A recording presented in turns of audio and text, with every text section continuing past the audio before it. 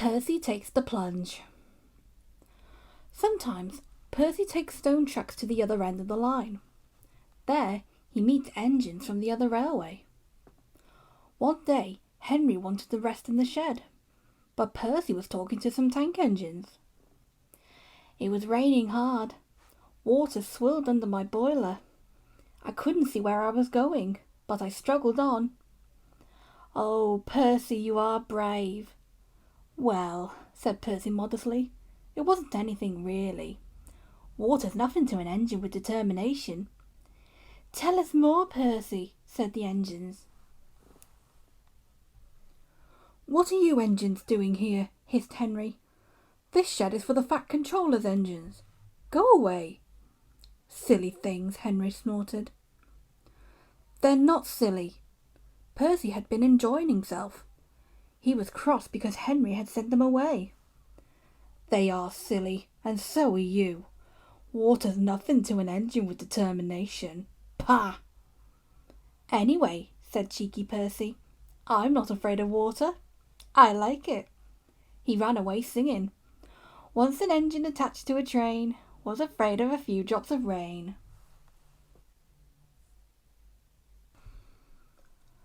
Percy arrived home feeling pleased with himself. "Silly old Henry," he chuckled. Thomas was looking at a board on the quay. It said, "Danger." "We mustn't go past it," he said. "That's orders." "Why?" "Danger means falling down something," said Thomas. "I went past danger once and fell down a mine." Percy looked beyond the board. "I can't see a mine," he said. He didn't know that the foundations of the quay had sunk and that the rails now sloped downward to the sea. "Stupid board," said Percy. For days and days he tried to sidle past it, but his driver stopped him every time. "No, you don't," he would say. Then Percy made a plan.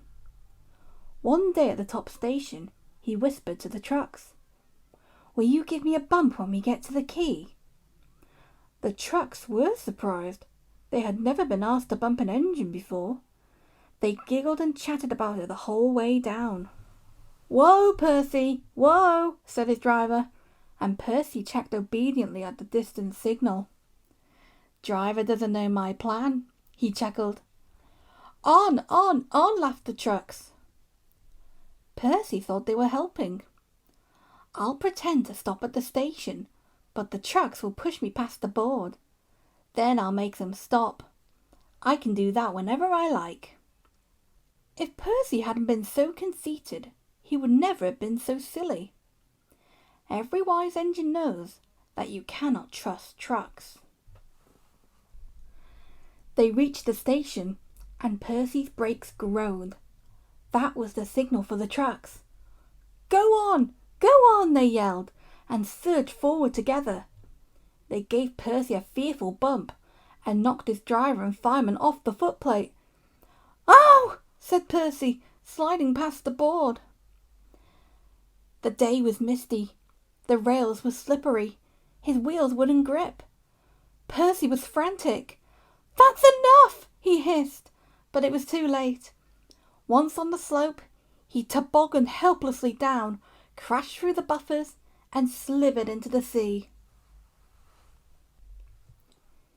"You are a very disobedient engine."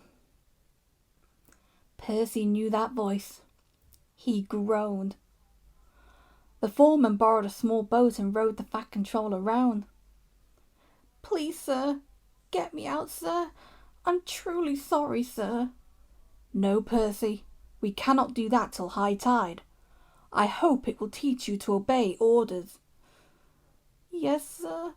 Percy shivered miserably. He was cold. Fish were playing hide and seek through his wheels. The tide rose higher and higher. He was feeling his position more and more deeply every minute. It was nearly dark when they brought floating cranes, cleared away the trucks, and lifted Percy out. He was too cold and stiff to move by himself, so he was sent to the works next day on Henry's goods train. "Well, well, well," chuckled Henry. "Did you like the water?" "No." "I am surprised. You need more determination, Percy. Water's nothing to an engine with determination, you know. Perhaps you will like it better next time."